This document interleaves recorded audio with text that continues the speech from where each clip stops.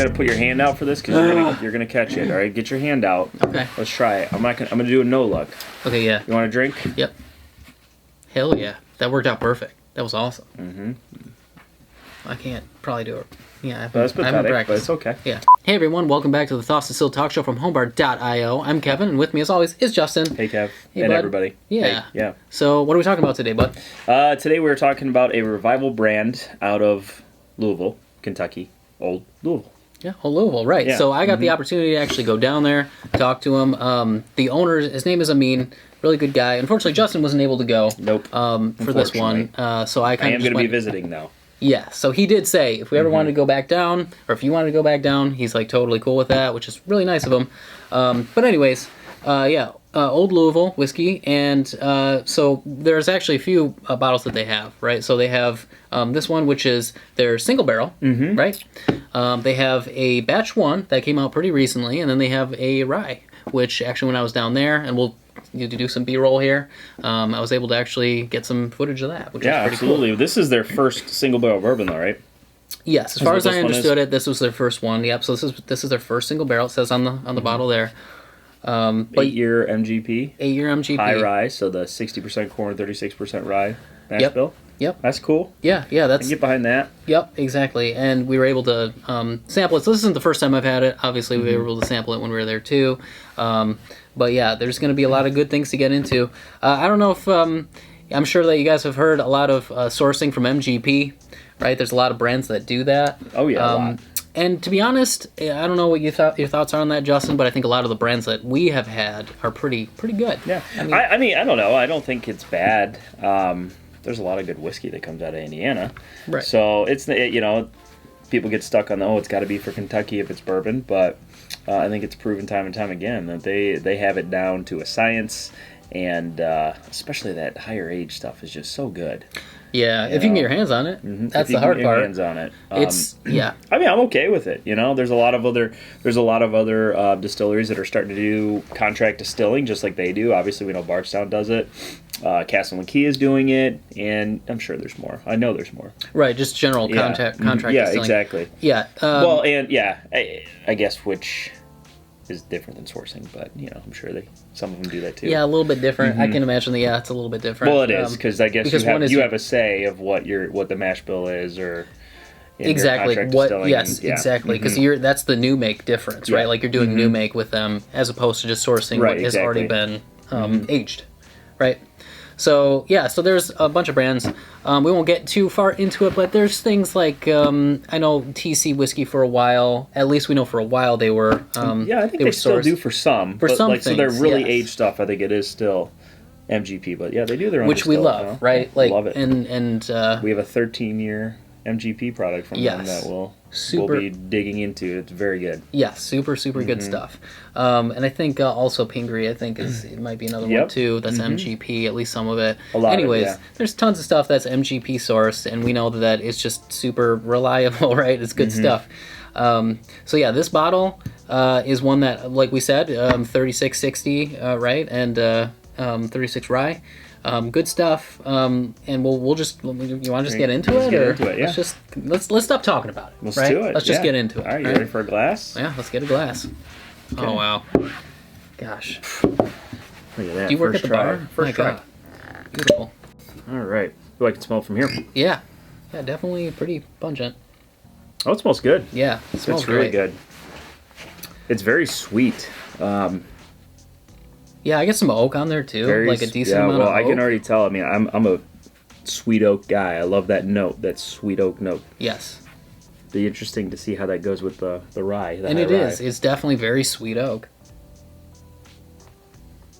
Yeah, it's a good one. Good color. I mean, yeah. I mean, it's a lot of sweet oak. It's not overpowering oak, but it's really good. It smells very good. I get a little sugary. Yes. I was about to say like a slight bit of honey, but it's more so to me like just like white sugar, kind of like a sugary kind of thing going on. But yeah, plenty of oak on the nose too. Like 8 years in the barrel. A little spice maybe at the end. Yes, a little bit on the nose too. I agree. A little bit of pepper. But otherwise, Call me crazy, but maybe a little dill. But I guess that's not surprising since it is a high rye. 36% rye. Yeah, that would do it. You want to dig into it? Yeah, let's go. Cheers, buddy. Cheers. It's definitely spicy at the end. Sweet Plenty up of front. spice, yeah. So I would say up front, it's definitely sweeter, and then it kind of transitions to that spice mid, and then the finish. The mid is kind of it's interesting to me. It's kind of like it's like it almost goes softer to heat or to spice. Yes. I don't know. It's good. Yeah, it's weird because typically what in a lot of the bottles, not necessarily MGP, but a lot of the things that I get, I feel like at the end it starts to chill out a little bit more. But this one kind of has a progression where it's like mid. I feel like some spice, and then it kind of keeps going up a little bit towards the finish, and then the very end of the tail end of the finish. Yes, starts to chill out. It's got some hard candy notes. I don't know what I'm getting. Maybe a cherry hard candy. I think I've said it before, like a cherry Jolly Rancher is something I kind of get slightly on the palate there. Man, I love the nose though. I really love the nose. Yeah, it's great on the nose, and I think the taste reflects a little bit of the nose, but like you said, some of them a little bit more specific flavors. Yeah. I like that hard candy idea. I think it's good. Marshmallow, you getting a little marshmallow? You get like some toasted kind of thing going on too. Wow. Yeah, I mean, I can see that. That's really good. Yeah, it's good. Yeah, I mean, beyond the standard caramel, and I would say that there's a decent amount of caramel. There is. I think more so than your typical bourbon caramel, which comes through for us a lot, anyways. Vanilla and caramel, and obviously like oak, and there is some oak too. On the palate there as is. I mean, this fits my profile for sure. Yeah. Bottle 174 of 194 out of this barrel. Yeah, so nice. 118 proof. Yeah, this is really interesting too. One thing I really love about this bottle, other than the juice inside, is the label. Honestly, I think they did such a good job on it. And this little star here represents their retail store that they used to have, and I think that was in Old Louisville. So really cool thing, they decided to put in their brand. And they did a lot of good work on it. They said that they had gone, I think I'm being told, said that they had gone through all kinds of different ideas and designs and labels and settled on this one. I think it's really good. It's a pretty label. It definitely catches your eye in the store because, we ended up getting this straight from the gift shop, but I even went to Total Wine when I was down there, and it caught my eye. Like I went back, past their. They've got that glass one, like that with all the expensive whiskey, the glass case, and it was the first thing I saw. Right? Yeah, it's a nice label, and I'm a fan of the nice labels with handwriting in it. I don't know, I just like that. It's a nice little touch to it. Yeah. Willett he says that they do all of the handwriting in there, right? Obviously themselves and that. So a lot of work, he said, but worth it, obviously. As of right, their website is where is it? It's www.oldlouisvillewhiskey.com. I don't think it's up yet, but they're working on it. Yes, that is true. Yeah, but it's pretty cool to see what they have coming down the pipeline and everything, and we'll have a nice little video showcasing it too. Yeah, great space. They've got a nice space down there. And it is in kind of a little bit of an area where, like, at first you might be a little bit intimidated where it's at. It's more of an industrial area, but you go into the building and it's just a beautiful, inside of the building, and such great hospitality once you get in there. It's great. Honestly, they have put together a really nice brand. Yeah, for themselves. I agree. It's good. It's good whiskey to have for their first single barrel too. So I hope they can. I hope he has good luck sourcing more of this kind of stuff, and up and coming if he ever makes his own distillate too. Absolutely.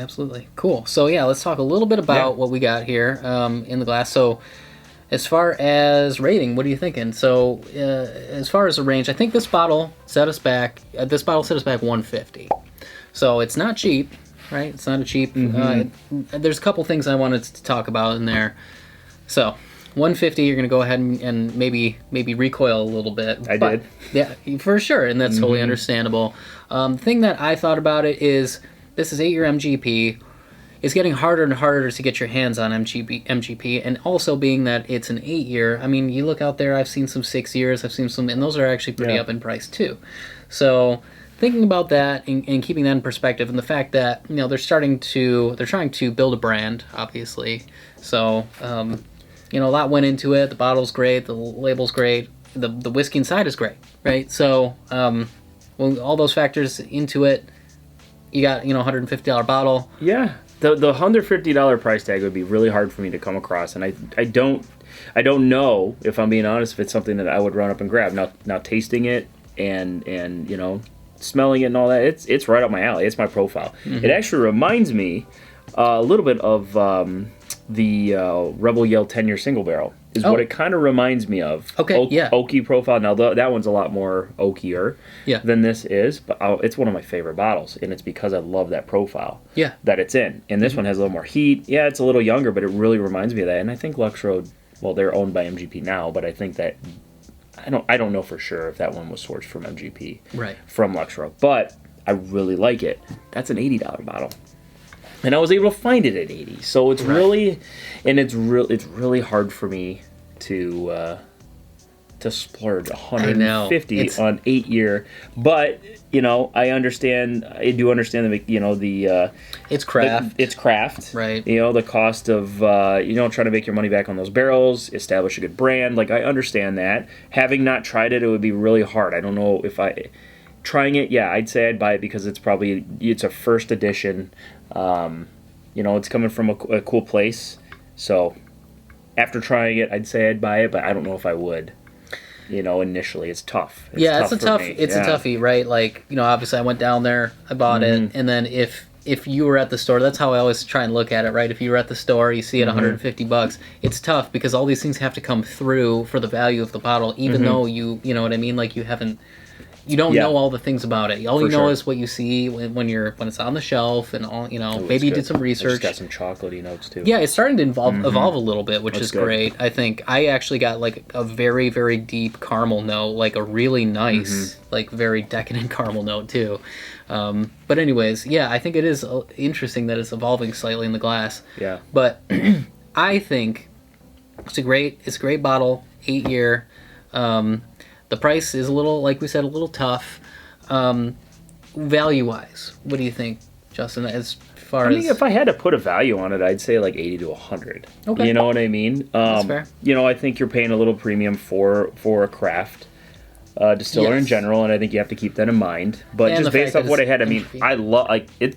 The whiskey is backed up. It's great. It really is very good in here. So I can't complain about that at all. For me, I think it's a little bit of a different experience. Like I said, I went down there, got to meet the proprietor, and he's a great guy. I think that, just to see a brand try and get kind of off their feet and to do the work he was doing, I saw him, kind of like, we got to taste some with him and then get his notes and kind of how he looks towards, blending and making sure if he's doing, obviously this is a single barrel, but he does that as well. And just to see that, like, makes me want to support it, obviously, a little bit more. So that might, kind of taint my review a little bit. But I would say I would be okay. I was okay with, paying $150. Obviously, I already did. Yeah. But yeah, I think if you are somebody who just loves craft and is just a huge fan of MGP, then definitely that's something that you're going to want to look for. And this, I would say, is the value. But I can see what you're saying. Yeah. On the other side, $80 to $100 the whiskey's for very good. MGP. Whiskey's very good. It is good. I think overall, maybe what we'll say is it depends on factors. Yeah, right. For sure. If you're someone who wants to go ahead and support, like more of a craft offering, maybe this is the one to go with, right? Like it's $150, a little steep, but the value, it's good. Like, it's definitely good stuff in there. I think we both can agree. Absolutely. But, the value-wise as to where that 8-year MGP is, I think we differ a little bit. But like I said, I was okay with it, and I think it all depends on what you want to do. If you want to support craft and kind of go that way, and you're really interested in it, then for sure, I think it'd be worth it. But otherwise, if it's a thing where, you just kind of look at it as, your budget is only so limited. Yep. There's only so many things you can get, kind of a little bit from what Justin's saying, then maybe you would maybe look at that $80 to $100 range, and maybe it won't be quite either way. there. Great job picking this barrel. Yeah, it's a great barrel. Very good. It's wonderful. Yeah, for sure. Cool. So as far as a rating, what do you think? Honestly, for me, I'd give this a 7.98 out of 10. Wow. Okay. Yeah. Yeah. Yeah. I think it's somewhere in kind of the same realm. I would go with an 8. I think 8 is really, because it's definitely, it stands up there. Again, it's a great bottle. It's worth definitely having a try. I mean, Yes. especially if you like the sweet oaky profile. And again, it just opens up more and more. Yeah. So it is very, very good. Yes, it definitely is good. And we all know that MGP makes great stuff. They've been making it The for a long nose time. is just wonderful on this, yeah. Yeah, the nose is great. And I think even the taste, like we said, it kind of evolves in the glass a little bit, which is really, really nice. So anyways, we'll say 8. 8 out of 10. And 8 out of Yeah. 10. Perfect. All right. Well, thanks so much for joining us, guys. If you want, you can always like and subscribe. And also, we have a web app if you want to track your home bar inventory. And our website, of course, is available for you for all of our reviews and stories. So thanks for joining us, and we'll see you next time. Cheers, guys. Cheers.